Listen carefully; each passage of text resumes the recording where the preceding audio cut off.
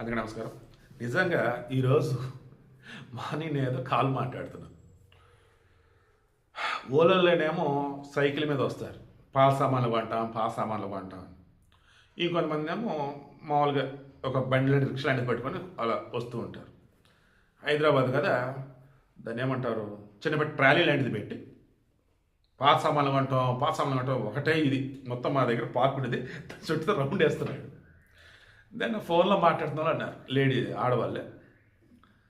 ఏం సార్ ఇది శివాజీ అన్నది వీళ్ళు కంటిన్యూ మీరు రిపీట్ చేస్తున్నారా, లేకపోతే పాత సామాన్లు కొంటాం అనేసరికి సామాన్లు అమ్ము బాబాయ్ వాడకుండా పదం వాడుతున్నాడు, వచ్చి ఏమంటాడు ఏంటో ఏమడుగుతాడు ఏంటో ఆయన పోని అదొక బూత్ పదం అని చెప్పేసి ఎవరు అతనికి వేయట్లేదా, అందుకని అక్కడే తిరుగుతున్నాడు ఏంటి సార్ అని చెప్పేసి. అప్పుడు నాకు వడ్డేపల్లి వెంకటేశ్వర్ అని చెప్పేసి తెలంగాణలో మ్యాథ్స్ మాస్టర్ ఆయన గురువు అమ్మంటారు, మన గవర్నమెంట్ స్కూల్లోనే చేస్తారు, మంచి కార్టూనిస్ట్. ఆయన ఏదో కార్టూన్ కనపడింది, కోయిన్సిడెన్స్ అనమాట ఫేస్బుక్లో. నేను ఆశ్చర్యపోయాను, అరే నిజంగా చాలా యాప్ట్గా ఉంది.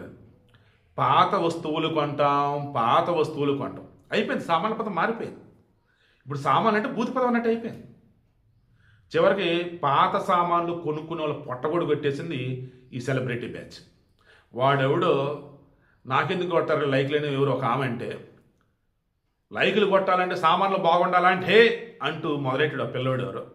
అది కాస్త వైరల్ అయింది. అది కాస్త ఎవరో మొన్న ఇన్స్టా ఇన్ఫ్లుయెన్స్ల మీద ఎవరు కింద కామెంట్లు పెడతామో, ఆమె సినిమాకి వెళ్తాం వెనకాల ఉండి సామాన్లు బాగుండాలి సంథింగ్ అది అన్నాడని ఆమె చేసింది. అది అటు ఇటు వైరల్ చివరికి శివాజీ దాకా వచ్చింది.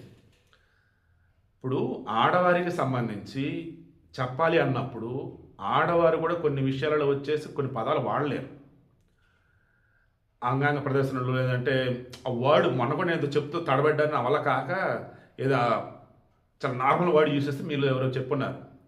ఏమన్నారంటే అంగ ప్రదర్శన కాదు, మర్చిపోయాను మరలా అది కూడా. సో అక్కడ ఇంకేమని చెప్పాలి, అందాల ప్రదర్శన లేదన్నప్పుడు మీ యొక్క చూసిన వాడు గుర్తురావట్లేదు నాకు. అందుకని చెప్పేసి శివాజీ సామాన్లు వాడాడని చెప్పేసి ఆడలు కూడా ఆయన సపోర్ట్ వచ్చారు. బట్ ఎనీ వర్డ్ తప్పు అన్నాడు, క్షమాపణ కూడా చెప్పడం అయిపోయింది. సో ఇప్పుడు విషయం ఏంటి, ఈరోజు పాత సామాన్లు కొనుక్కునే వాళ్ళు కూడా ఈ జరిగిన ఇష్యూ మొత్తం తెలిసిన తర్వాత పాపం ఆ వర్డ్ యూజ్ చేయలేకపోతున్నారు.